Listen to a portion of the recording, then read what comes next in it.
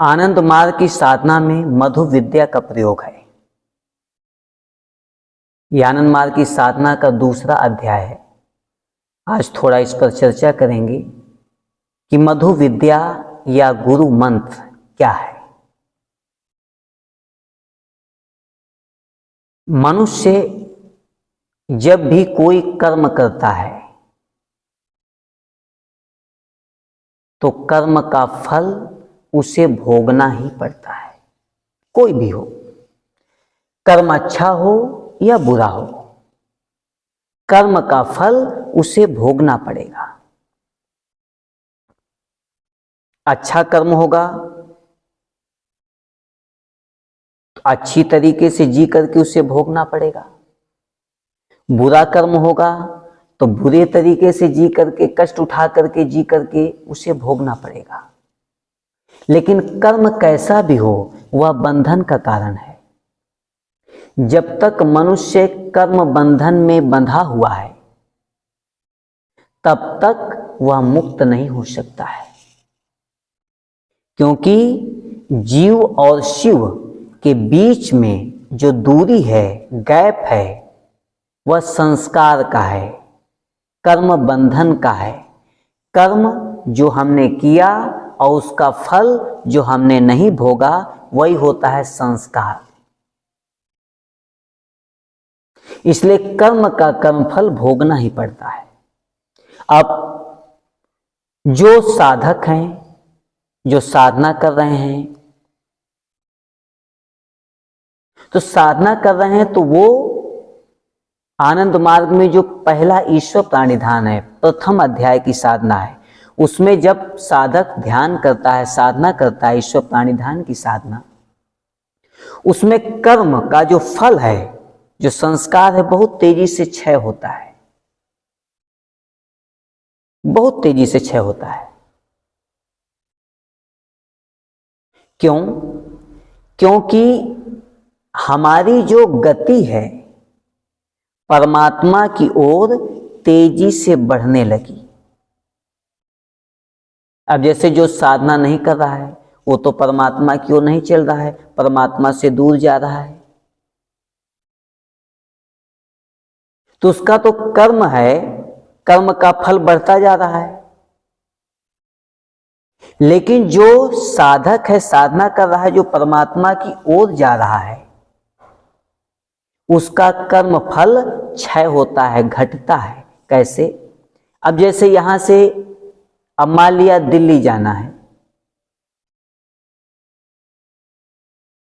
तो दिल्ली जाना है तो दिल्ली में और यहां की जो दूरी है, उतने जगह में बीच में जितने पेड़ पौधे, जितने स्टेशन, जितनी बाधाएं आनी हैं, वो कितनी देर में आएंगी?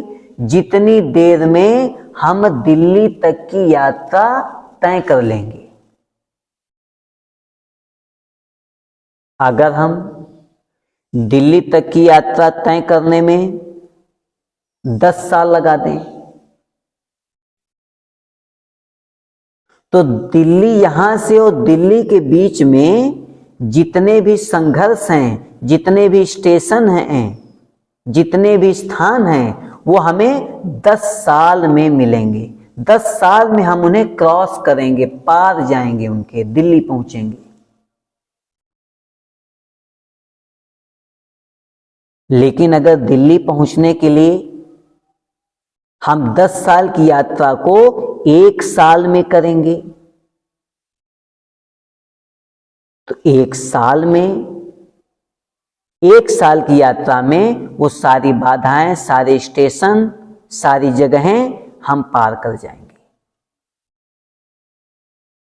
और अगर 24 घंटे में हम उसे दिल्ली हमको पहुंचना हो तो 24 घंटे में जितने स्टेशन हम पार कर जाएंगे, जितने प्लेस हैं, जितने स्थान हैं, सब पार कर जाएंगे।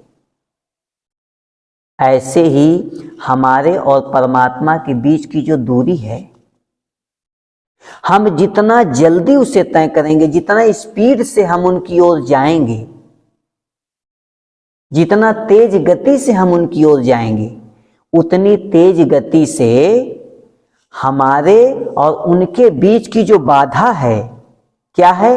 कर्म फल, संस्कार, जिसे हमने नहीं भोगा है, वह उतनी तेजी से क्षय होगा, खत्म होगा, जलेगा। संस्कार जो है दग्ध हो जाएगा, जल जाएगा। और जब संस्कार बिल्कुल खत्म हो जाएगा तब वह दग्ध बीज हो जाएगा। संस्कार बिल्कुल खत्म कर दिया।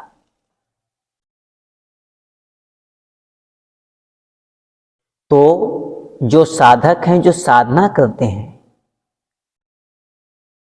तो जितना ज्यादा साधना करेंगे उतना तेजी से संस्कार क्षय होगा, क्योंकि उतनी तेज हमारी गति होगी परम पुरुष की ओर। अब है कि हम साधना कर रहे हैं, उससे संस्कार हमारा कौन सा क्षय हो रहा है, कौन सा कर्म फल क्षय हो रहा है? जो पूर्व अर्जित, जो हमने पूर्व में कर्म किया है, पहले हमने कर्म किया है, उसका जो हम कर्म फल नहीं भोगे हैं, वह कर्म फल हमारा क्षय हो रहा है, तेजी से क्षय हो रहा है।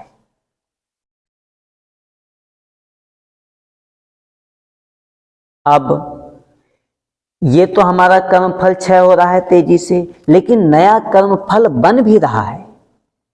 जो नया कर्म फल बन रहा है, जैसे हम रोज खाना खा रहे हैं, पानी पी रहे हैं, सो रहे हैं, काम कर रहे हैं, जगत के साधना कर रहे हैं, सब कुछ जो भी काम कर रहे हैं, वह कर्म, जो कर्म हमने किया उसका कर्म फल बनेगा ही। तो एक तो पुराना संस्कार क्षय हो रहा है और दूसरा नया कर्म फल बनता जा रहा है। इस तरह से तो कभी मनुष्य मुक्त नहीं हो सकेगा। तो उसके लिए गुरुदेव श्री श्री आनंद मूर्ति जी ने आनंद मार्ग की साधना में उन्होंने मधु विद्या दिया है। मधु विद्या का प्रयोग करके हम अपने कर्म फल को खत्म कर सकते हैं, कर्म फल से मुक्त हो सकते हैं। नए कर्म फल को, जो नया हमारा कर्म फल तैयार हो रहा है, संस्कार बन रहा है, उससे हम मुक्त हो सकते हैं। कैसे? अब जैसे हम भोजन कर रहे हैं तो हमने गुरु का स्मरण किया, उसमें एक मंत्र दिया जाता है, सबके संस्कार के अनुसार उसे मंत्र दिया जाता है, आचार्य लोग देते हैं।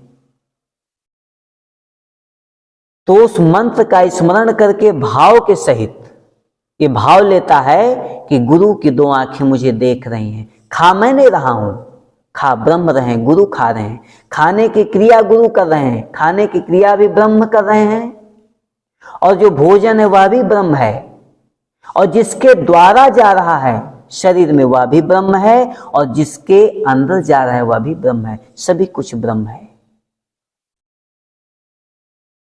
तो अब जब कर्ता मैं नहीं हूं, खाने की क्रिया मैंने नहीं किया, किसने किया? ब्रह्म ने किया, गुरु ने किया। तो जब कर्म गुरु ने किया, हमने ये भाव लिया गुरु मंत्र लेकर के कि मैं करता नहीं हूं, तो कर्म फल भी हमें नहीं बनेगा, हम कर्म फल से मुक्त हो जाएंगे। कोई भी कर्म करें,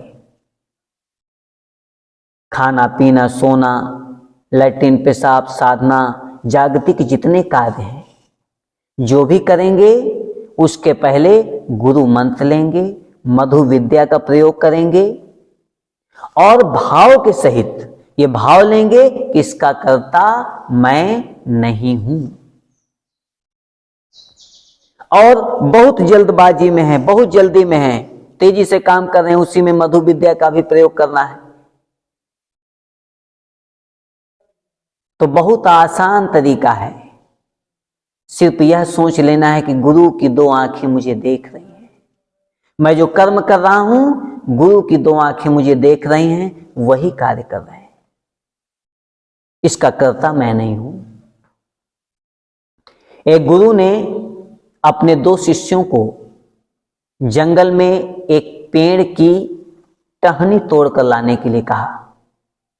कि तुम लोग जाओ और किसी एक पेड़ की एक टहनी तोड़कर हमारे पास ले आओ, लेकिन ध्यान रहे जिस समय तुम पेड़ की टहनी तोड़ रहे होगे तुम्हें कोई देख न रहा हो। दोनों शिष्य जाते हैं। एक शिष्य थोड़ी देर बाद जंगल में पहुंचता है और देखता है चारों ओर कोई नहीं देख रहा है, और एक पेड़ की टहनी तोड़कर गुरु के पास ले आता है। गुरु ने कहा बहुत जल्दी आ गए। बोले हाँ गुरुजी, मैंने चारों ओर देखा, मुझे कोई नहीं देख रहा था, उसके बाद मैंने टहनी तोड़ी और आपके पास ले आए। एक शिष्य ने बड़ी देर लगा दी। अंधेरा हो गया, काफी देर बाद वो आया। गुरु ने पूछा बहुत देर लगा दी और टहनी भी नहीं लाए। उस शिष्य ने कहा गुरुदेव, मैं बहुत जगह गया, बहुत छिपने का प्रयास किया, जहां भी जाऊं चारों देखता था कि कोई नहीं देख रहा है, लेकिन मुझे ऐसा आभास होता था कि आपकी दो आंखें, मेरे गुरु की दो आंखें मुझे हमेशा देख रही हैं, और आपने कहा था उस समय तोड़ना जिस समय कोई तुम्हें न देख रहा हो। इसलिए गुरुदेव ऐसी कोई जगह ही नहीं थी जहां आपकी दो आंखें मुझे न देख रही हूं, इसलिए मैं टहनी नहीं तोड़ पाया। यही भाव है मधु विद्या का। मधु विद्या का प्रयोग हर समय कोई भी कर्म करते हुए, क्योंकि जब भी कोई कर्म करेंगे अगर वह बुरा कर्म होगा, इससे बुरे कर्म से भी हम बचेंगे। अगर वह बुरा कर्म होगा तो हम देखेंगे कि गुरु की दो आंखें मुझे देख रही हैं, गुरु मुझे देख रहे हैं और मैं बुरा कर्म कर रहा हूं, तो मुझसे बुरा कार्य नहीं होगा। और हम हर कर्म के कर्म फल से मुक्त हो जाएंगे। कर्म फल बंधन चाहे वह सोने का हो और चाहे लोहे का हो, आप लोहे की जंजीर से बंधे हुए हो चाहे सोने की जंजीर से बंधे हुए हो, कर्म आपका कर्म फल अच्छा हो चाहे खराब हो, दोनों बंधन का कारण है। और जब तक आप इस बंधन से मुक्त नहीं हो जाते हैं तब तक आप परम पुरुष में मर्ज नहीं हो सकते हैं, मिल नहीं हो सकते हैं, परम पुरुष तक नहीं पहुंच सकते हैं, परमात्मा तक नहीं पहुंच सकते हैं। क्योंकि उन तक पहुंचने के लिए अपने सभी संस्कारों को क्षय करना पड़ेगा। जितने भी संस्कार हैं, जितने भी कर्म फल हैं जो भोगे नहीं हैं, उनको क्षय करना पड़ेगा, खत्म करना होगा। तो इसलिए ईश्वर प्राणिधान से तेजी से संस्कार क्षय होता है और मधु विद्या से नया संस्कार बनता नहीं है। तो नया संस्कार इधर बनना बंद और पुराना संस्कार तेजी से क्षय हो रहा है। धीरे धीरे एक ऐसी स्थिति आएगी संस्कार बिल्कुल खत्म हो जाएगा। और जितना तेजी से संस्कार क्षय होता है उतनी हमें अनुभूतियां होंगी, रियलाइजेशंस होंगे परम पुरुष के, परमात्मा के। उतना ही हम जगत से प्रेम कर पाएंगे, जगत की सेवा कर पाएंगे निस्वार्थ भाव से। यही है मधु विद्या का भाव। इसलिए हर समय मधु विद्या का प्रयोग करना चाहिए साधक को, और मधु विद्या का प्रयोग करके कर्म बंधन से, नए कर्म बंधन से मुक्त हो सकते हैं।